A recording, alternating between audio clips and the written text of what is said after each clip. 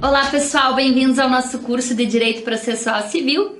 E na aula de hoje nós vamos falar do livro 3 da parte especial do Código de Processo Civil. Estamos quase acabando o nosso curso, já falamos de toda a parte geral e da parte especial falamos do livro 1, que é o processo de conhecimento e cumprimento de sentença, o livro 2, que é o processo de execução, e hoje a gente vai falar um pouquinho sobre o livro 3, que são os meios de impugnação das decisões judiciais. E antes da gente falar do livro 3, na verdade o livro 3 que representa um grande avanço dentro do Código de Processo Civil, porque quando a gente fala de meio de impugnação das decisões judiciais, a gente não está só falando de recurso. Na verdade, recurso é o que acaba nos direcionando, mas a gente não fala só de recurso. Os meios de impugnar as decisões judiciais podem ser aqueles chamados sucedâneos recursais, o juízo de retratação, a reconsideração, podem ser as ações autônomas de impugnação, ação rescisória, ação anulatória e podem ser também os recursos.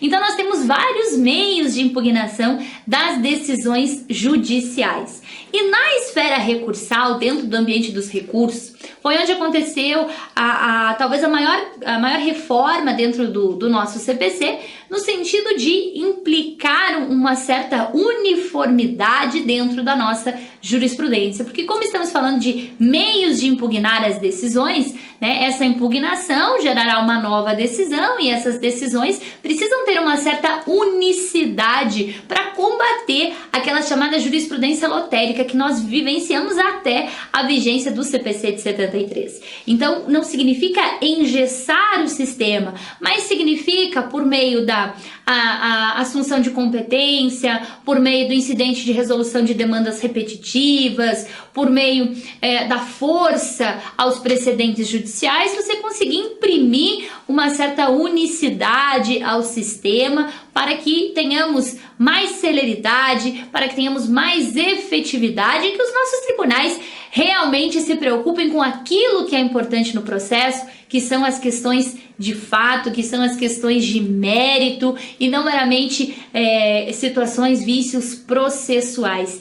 Então toda a esfera de impugnação das decisões, ela recebe uma reforma muito positiva, muito otimista, no sentido de proporcionar uma maior uniformidade nos entendimentos dos tribunais, no sentido de conferir essa unicidade processual que tanto se esperava no CPC de 73 e que agora, com o Código de Processo Civil de 2015, já fez um ano de vigência, né? Já estamos aí com alguns incidentes de resolução de demandas repetitivas em andamento, né? A formação de alguma força jurisprudencial, de alguns precedentes. Então, tudo isso é muito positivo para todo o nosso ordenamento jurídico e isso acaba tendo impacto muito positivo, tanto nas ações de primeiro grau, impacto dentro dos tribunais, impacto na própria vida da advocacia e dentro do poder judiciário como um todo.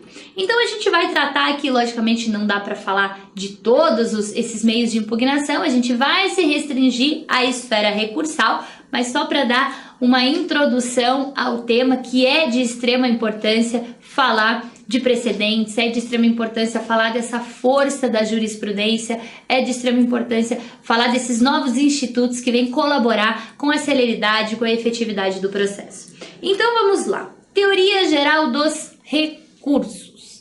Recursos, gente. O que são recursos?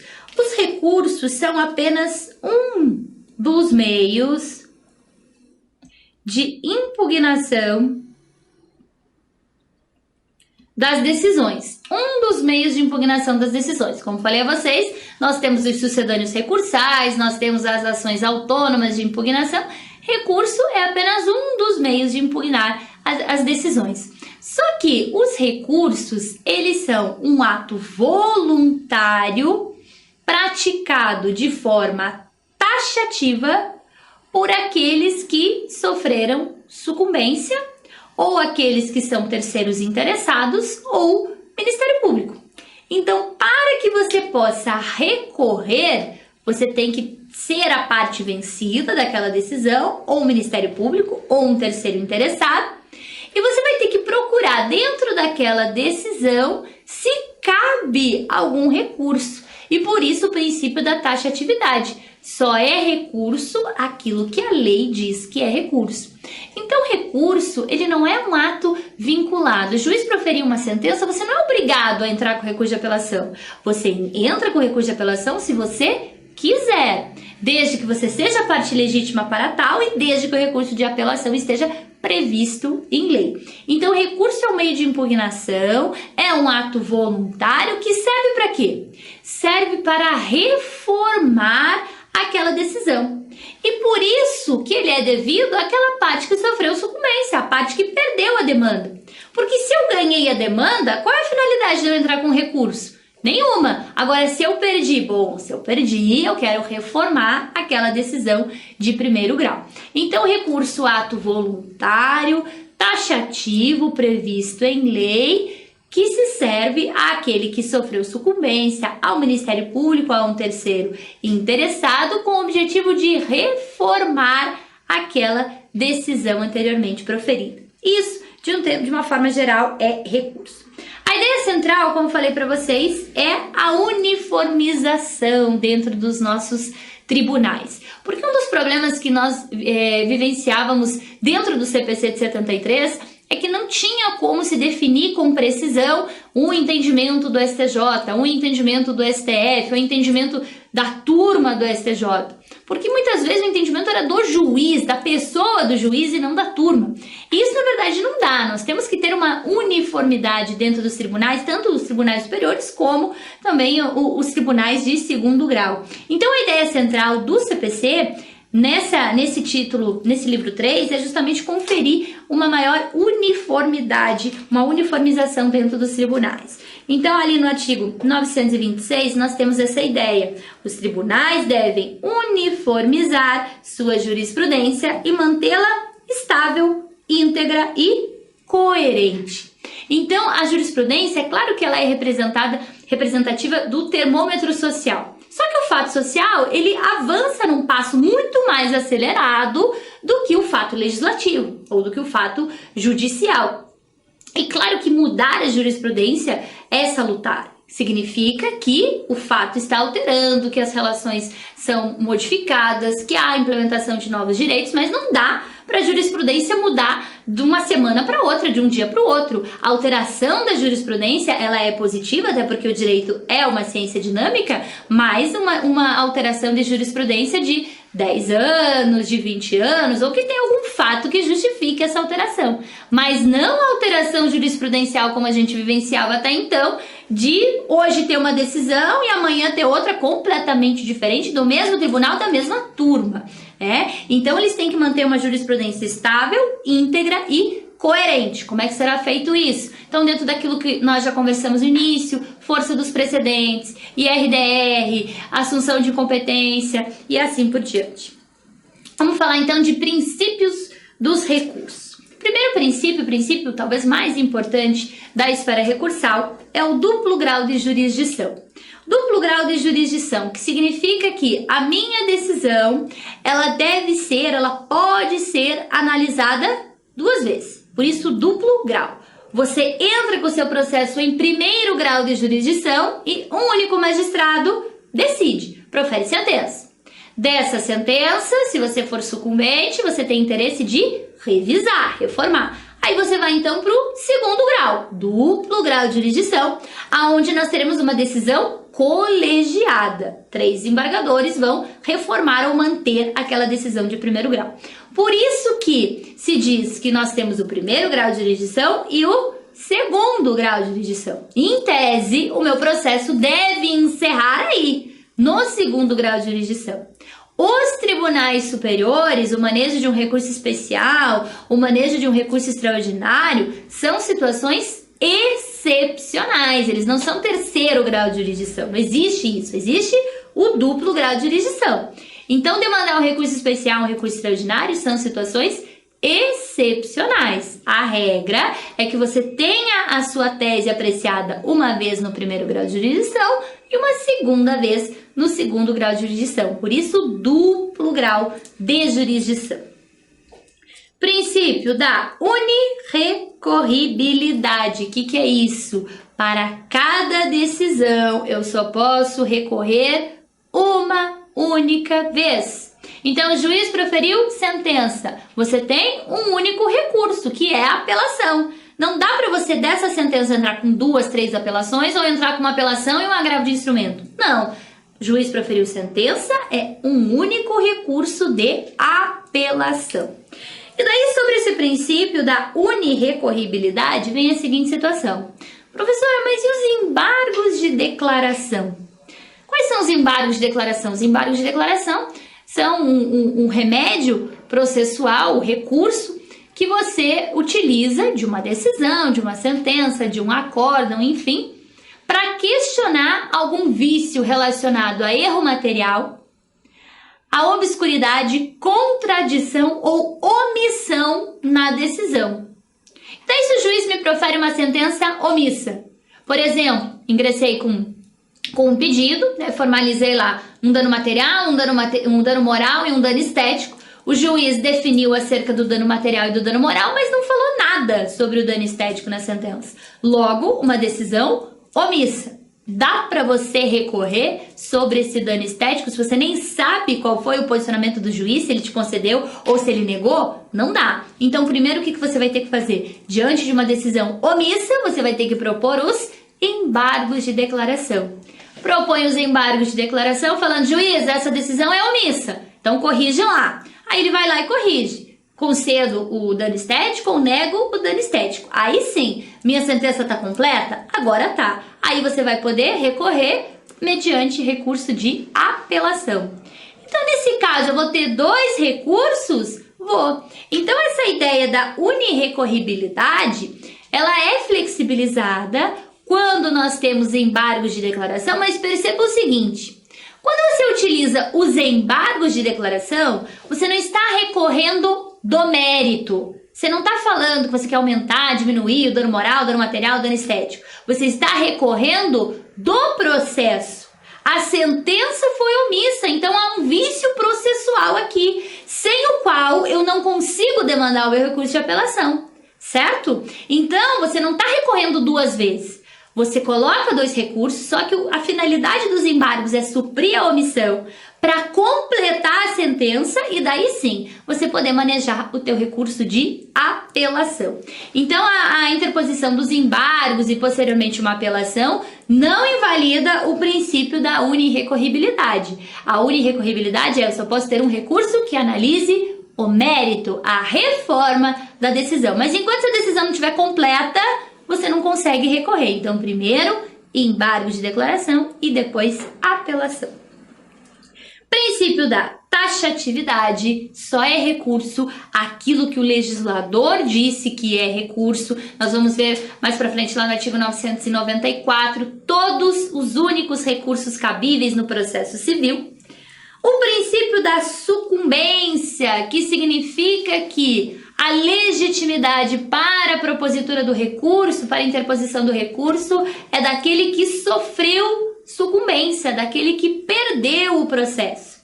Ou teve uma sentença totalmente improcedente ou procedente parcial. Então, a sucumbência é que ela não precisa ser total. A sucumbência pode ser parcial. Perdi tudo aquilo que eu queria ou perdi parte daquilo que eu queria, tenho legitimidade para interpor o recurso. Princípio da singularidade. Só tem para cada decisão um único recurso. Para a decisão interlocutória, tem o agravo de instrumento, em algumas situações específicas. Para a decisão chamada sentença, eu tenho a apelação. Para uma decisão monocrática proferida em 2º grau, eu tenho o agravo interno, e assim por diante. Para cada decisão, eu tenho um único recurso. Princípio da voluntariedade. É possível a parte... É impossível a parte ser obrigada a recorrer. Não existe essa obrigatoriedade. O recurso é ato voluntário. Você recorre se você quiser. É claro que você tem um prazo para recorrer e se não o faz dentro do prazo, a interposição do recurso preclui. Então, a preclusão temporal nesse caso. Você não pode mais recorrer em algumas situações específicas. Nós vamos ver que o novo CPC, em termos de preclusão, ele acabou alterando a sistemática da preclusão das decisões interlocutórias do curso do processo. Mas você tem esse ato voluntário. Se eu não quiser recorrer, não vou recorrer, ninguém vai me obrigar. Então, não quero recorrer, não recorro, e daí logo aquela sentença transitará em julgado. Princípio da fungibilidade. Os recursos são fungíveis. Como é que funciona isso? O juiz proferiu uma sentença. E da sentença você já sabe que você tem que entrar com recurso de apelação. E você entra com recurso de agravo de instrumento. Pode? Não pode. O recurso disponível à sentença é o recurso de apelação. Mas se não houver um erro grave, o juiz pode receber esse agravo de instrumento como se fosse uma apelação. São recursos fungíveis. Todos os recursos aplicam-se o princípio da fungibilidade, mas desde que logo não tenha um erro grave em relação a isso. E o último princípio, o princípio da proibição da reformatio impégios. O que é isso? O objetivo do recurso é você reformar a decisão de primeiro grau. Mas a reforma, ela não pode piorar a situação do recorrente. Então, se você entra lá com o recurso de apelação, a apelação não pode piorar a decisão do seu cliente. Ela pode manter ou ela pode aumentar, pode reformar, mas piorar não tem como. É o princípio da proibição da reformatio impégios. Os efeitos dos recursos. Nós temos o efeito devolutivo, que significa que se devolve a matéria para o Poder Judiciário. Então, o juiz, em primeiro grau, analisou todo o processo, proferiu sentença. Essa sentença você vai querer recorrer, você vai querer entrar com recurso de apelação. Então, no momento da tua apelação, você estará devolvendo aquela matéria, aquelas alegações, para conhecimento do tribunal de segundo grau. Princípio, efeito devolutivo, devolve a matéria para o Poder Judiciário. Nós temos o efeito suspensivo, que é o momento em que você ingressa com o recurso, suspende-se a eficácia da decisão proferida. Então, os recursos não são todos eles que têm efeito suspensivo. O recurso que tem efeito suspensivo, como regra, é a apelação. Quando você entra com a apelação da sentença, suspende os efeitos da decisão de primeiro grau até que o tribunal profira o acórdão nesse meu recurso de apelação. Então, a decisão de primeiro grau ela fica sem efeito até que o tribunal julgue o meu recurso de apelação. Isso como regra geral, mas nós temos algumas situações nas quais a apelação não é recebida no seu efeito suspensivo. Então, situação de homologação de divisão e demarcação de terras, nos embargos, a execução, a apelação relacionada a alimentos, não tem efeito suspensivo, só tem efeito devolutivo. Mas se não for essas situações, a apelação é recebida no duplo efeito, devolutivo e suspensivo. O agravo de instrumento, ele é recebido, como regra, só no efeito devolutivo. Se a parte quiser e comprovar algum prejuízo para o processo, ela pode pedir o efeito suspensivo, mas ele não é automático. Recurso especial, recurso extraordinário, todos apenas efeito devolutivo. Então, o efeito suspensivo, aquele que paralisa os efeitos da decisão proferida, como regra geral, vai para a apelação. O efeito translativo é aquele efeito que vai de encontro com as questões de ordem pública, questões que mesmo que não tenham sido objeto do seu recurso, da sua alegação, o juiz pode e deve conhecer de ofício. Questões relacionadas à ilegitimidade, à incompetência absoluta, prescrição, todas as questões de ordem pública, mesmo que não tenha sido objeto do teu recurso, pelo efeito translativo, o juiz pode e deve conhecer. Efeito substitutivo, O recurso substitui, a decisão do recurso irá substituir a decisão de primeiro grau. Então, o recurso ele tem esse efeito de substituir aquela decisão de primeiro grau. Você tinha uma decisão de primeiro grau X, você vai recorrer, o tribunal vai proferir um acórdão com uma decisão Y. Essa decisão do tribunal substituirá a decisão de primeiro grau. E, por fim, o efeito interruptivo. A oposição de qualquer recurso interrompe o prazo. Como assim interrompe o prazo? Vamos voltar naquele exemplo da minha decisão omissa. O juiz proferiu uma sentença e não mencionou nada sobre o meu dano estético. Dá para você entrar com apelação direto? Não. Você precisa primeiro entrar com os embargos de declaração. Aí você vai entrar com os embargos de declaração. Mas a gente sabe que, proferida a sentença, os advogados das partes serão intimados e a partir da intimação, se eu quiser, eu terei 15 dias para entrar com a apelação. Só que como a minha sentença é omissa, eu não consigo entrar com a apelação. Eu tenho que entrar primeiro com os embargos. Aí eu deixo passar 1, 2, 3, 4, no 5º dia eu entro com os embargos de declaração. O que acontece? Significa que eu só tenho mais 10 para entrar com a apelação? Não. Você entra com os embargos e os embargos interrompem o prazo para a propositura do recurso de mérito. Qual que é o meu recurso de mérito? A apelação. Então, protocolei os meus embargos no 5º dia, o juiz vai julgar os meus embargos, esses embargos vão voltar com a decisão e eu vou ter novamente 15 dias para apelar.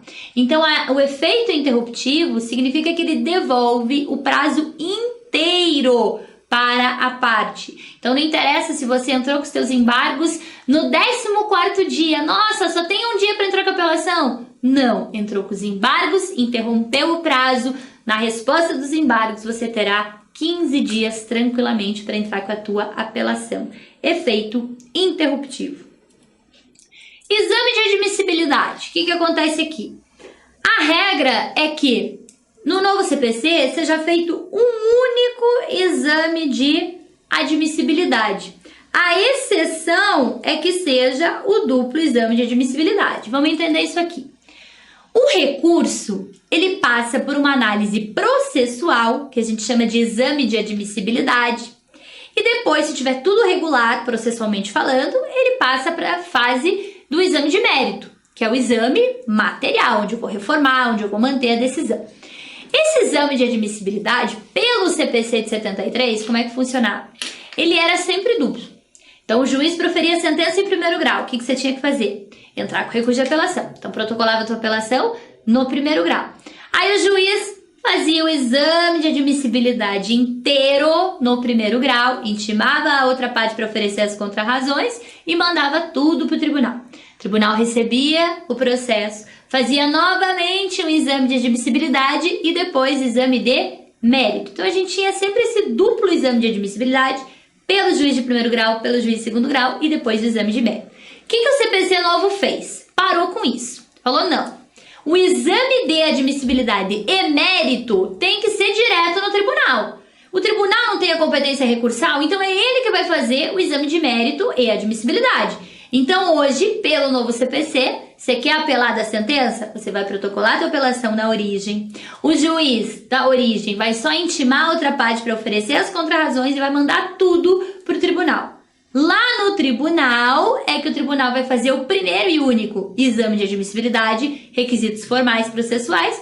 Estando tudo certo, vai fazer o exame de mérito, manter ou reformar a sentença. Então, essa foi a ideia inicial para todos os recursos, acabar com esse duplo exame de admissibilidade. Só que, enquanto o CPC ainda estava no prazo de vacatio legis, veio uma lei, que é a Lei 13.256 de 2015, e alterou alguns dispositivos do CPC, inclusive esse dispositivo tratando do exame de admissibilidade, determinando o seguinte: o CPC novo, criando esse único exame de admissibilidade e mérito direto no tribunal, tá ok, tá regular, vamos manter esse negócio. Só que vamos tirar desse único exame de admissibilidade o recurso endereçado aos tribunais superiores. O recurso especial, o recurso extraordinário. os embargos de divergência, para esses recursos será mantido o duplo exame de admissibilidade. Então, se você for interpor um recurso especial ou um recurso extraordinário, o juízo da origem vai fazer admissibilidade, daí vai para o órgão julgador, vai fazer admissibilidade e mérito. Se não for recurso especial e recurso extraordinário, é a regrinha geral do CPC. O juízo da origem manda tudo para o tribunal e o tribunal é que faz o exame de admissibilidade e o exame de mérito. No que consiste esse exame de admissibilidade? Então, o juiz vai analisar a legitimidade, o cabimento, a tempestividade, o preparo, que é o pagamento, as custas, e a regularidade formal.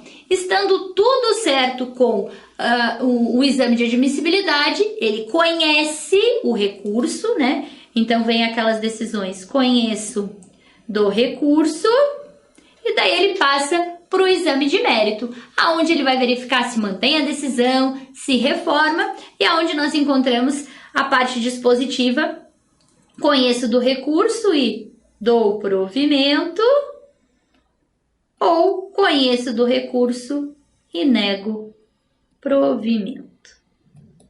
E assim nós temos os nossos recursos, né? A disposição dos nossos recursos, exame de admissibilidade, requisitos formais, e depois passa para o julgamento, exame de mérito. E eu espero você então na nossa próxima aula para nós conversarmos sobre os recursos em espécie, aqueles recursos que nós vimos que são taxativamente previstos pelo legislador. Vamos vê-los na nossa próxima aula.